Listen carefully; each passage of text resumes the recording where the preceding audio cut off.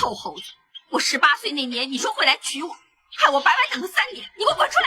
我们大王有事出去了，他说白姑娘来的话呢，把这东西还给他，还说感谢白姑娘的美意，他是无福消受喽。我叫白青青，盘丝洞的二弟子。500年前，我爱上一只猴子，它桀骜顽劣，眼里有火，可那火从不为我燃烧。它叫孙悟空，是天地间最自由的魂魄，却唯独骗了我一场婚约。那时我以为爱就是执着，是即便他负我，我也要守着回忆，活成他的一根刺，直到遇见至尊宝那个转世成凡人的猴子。是你这臭猴子！臭猴子，孙悟空啊！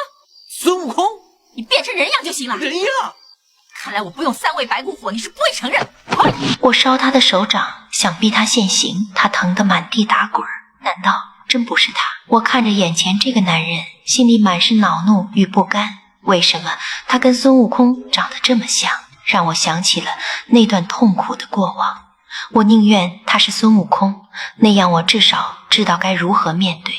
可他不是，他只是一个普通的山贼，却有着孙悟空的影子。可我还是探他掌心那点暖，探他汗晶晶时眼里一闪而过的疼惜。后面我们通过控制二当家，发现至尊宝已经发现我跟师姐是妖怪事实，要联合菩提老猪对付我们。可是他们出乎大意，没看好乾坤带的绳子，让我们逃了出来。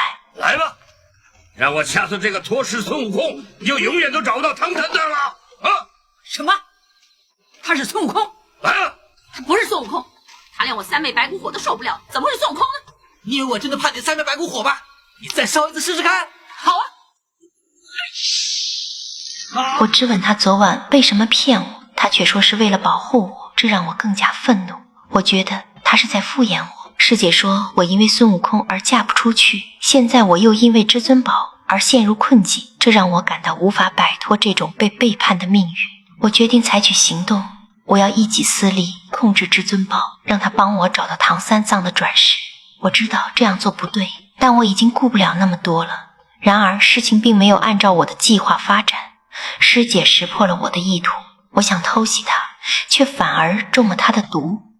就在这时，牛魔王出现了，他也想利用至尊宝找到唐三藏。我知道一旦让牛魔王得逞，那后果必定是万劫不复。我们3方利益之间的激烈冲突，就像火星掉进了火药桶，瞬间引爆了一场混战。战斗的火焰越烧越旺，我和师姐都在这场恶战中身负重伤。我们别无选择，只能暂且逃到盘丝洞，借着一方洞天躲避他的追击。在盘丝洞阴森的氛围里，二当家透过照妖镜突然惊觉，至尊宝或许并非孙悟空。师姐察觉到这是个试探我的好机会，她直直地盯着我，冷冷说道：杀了至尊宝。我望向至尊宝，心中犹如打翻了5味瓶。曾经他带给我无尽的痛苦，那些回忆如针一般刺痛着我，终究还是狠不下心对他下手。趁师姐不备，我猛地偷袭了他，然后拽着至尊宝一头扎进了密室。命运总是充满了荒诞的巧合，师姐在阴差阳错间竟怀上了二当家的孩子，我和至尊宝趁机逃出了密室。然而命运似乎并不打算放过我，师姐之前下的毒开始在我体内肆虐，我的身体越来越虚弱。在悬崖边，黑寡妇的毒又找上了我。至尊宝慌了神，手忙脚乱的，那一刻我的泪水止不住地流了下来。不知道是因为身体的剧痛，还是被他慌乱中的关心所触动。等我悠悠转醒，至尊宝早已没了踪影，我的世界瞬间崩塌。一种被全世界抛弃的绝望感将我紧紧包裹，满心都是疑惑和痛苦。他怎么能就这样一声不吭地走了？难道我在他心里就如此微不足道吗？可我并不知道，此时的至尊宝正心急如焚地为我去找师姐讨要解药。在无尽的绝望中，我觉得这世间已无我的容身之处。是牛魔王救了我，他心怀鬼胎，妄图利用我进入盘丝洞，找到孙悟空。师姐的绝情冷漠，爱人的不辞而别，让我的心仿佛被寒冰包裹，只剩下一片死寂。